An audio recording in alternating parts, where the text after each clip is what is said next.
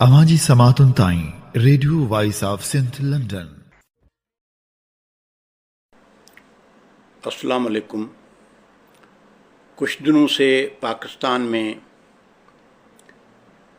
Home minister Mohsin Naqvi کے اس بیان پر کہ ملک میں نئے صوبے اس لیے بننے چاہیے کہ پاکستان کا نظام جو ہے، نظم و نسق جو ہے وہ کولیپس ہو گیا ہے، ختم ہو گیا ہے، ناکارہ ہو گیا ہے۔ میری نظر میں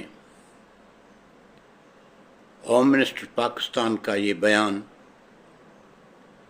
ایسے ہے کہ جیسے اسٹیٹ آف پاکستان ناکام ہو گئی ہو، لیکن میری نظر میں ہوم منسٹر محسن نقوی نے بالکل غلط بات اور بدنیتی پر بات ایک کی ہے۔ اگر پاکستان کا نظم و نسق یا انتظامی ڈھانچہ یا آئین پاکستان ناکارہ ہو گیا تو پھر پاکستان، اسٹیٹ آف پاکستان یا اسلامی جمہوریہ پاکستان کو تو بڑا خطرہ لاحق ہو گیا، اور وہ تو رہا ہی نہیں۔ اصل کہانی جو ہے، being a writer, being a poet of Sindhi poet, شاعر منظور منگی، جو میں محسوس کرتا ہوں، جتنا میرا علم ہے، کہ اصل چیز جو ہے وہ سندھ ہے، سندھ کو توڑنا ہے، اور پنجاب یہ چاہتا ہے کہ سندھ کے وسائل، خاص طور پر سمندر،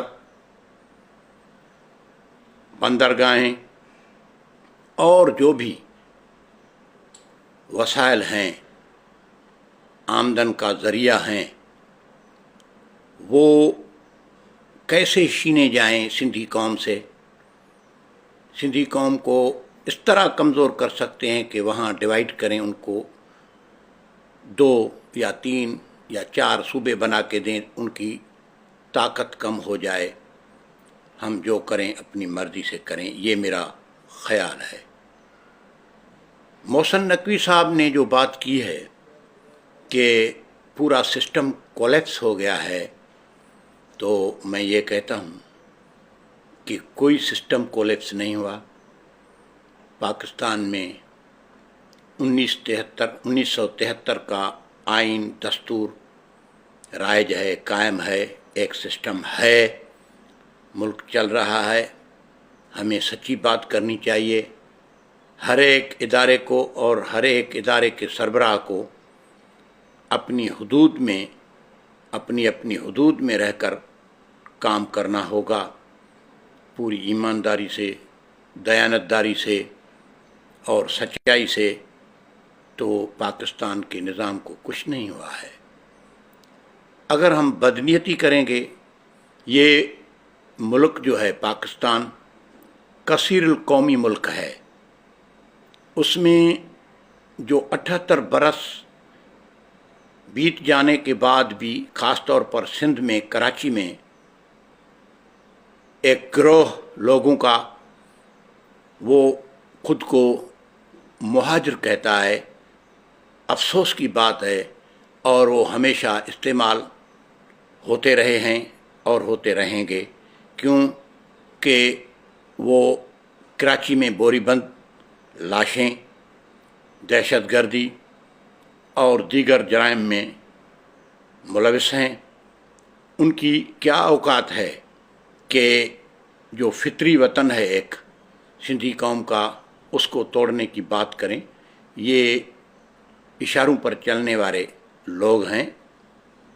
اب میں بات کرنا چاہتا ہوں، وہ بات یہ ہے کہ جناب سندھی دانشور، ہمارے انتہائی محترم جامی چانڈیو صاحب जो जनूबी एशिया के बड़े मुफक्कर, दानश्वर, अदीब रसूल बख्श पलीजो साहब के साथी और शागिर्द हैं, और पाकिस्तान के सिंध के बड़े आलिम अल्लामा ग़ुलाम मुस्तफ़ा कासमी की औलाद में से हैं जामी चांडियो। उन्होंने कहा है कि अगर सिंध को बांटने की कोशिश की गई तो आप करबला भूल जाएंगे। तो ये उन्होंने सही बात की है।